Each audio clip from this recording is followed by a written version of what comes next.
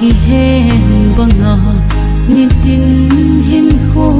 kaman zin hi silung thana bangka lenge silung thana bangka lenge ni tin silung ki gelin na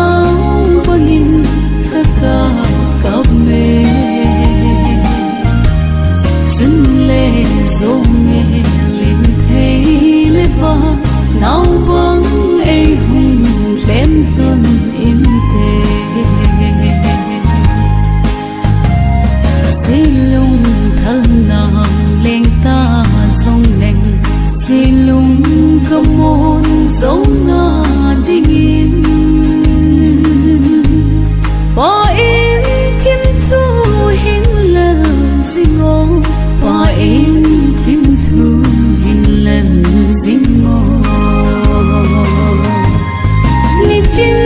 silung ki gelin na bangin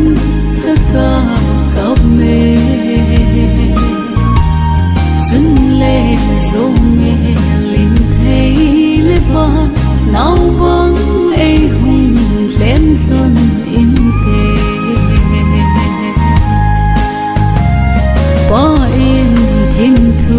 hin lal le chun ni tin lon lia ka lo na hi na ko ma kin min tang ka te na ko ma kin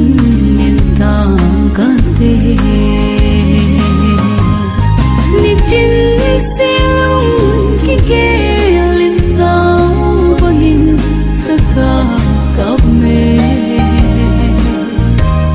chun le zo me lin thei le ba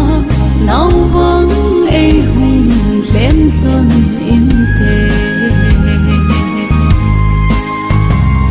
lấy se gimna kada la te chung ban Jerusalem achun pakka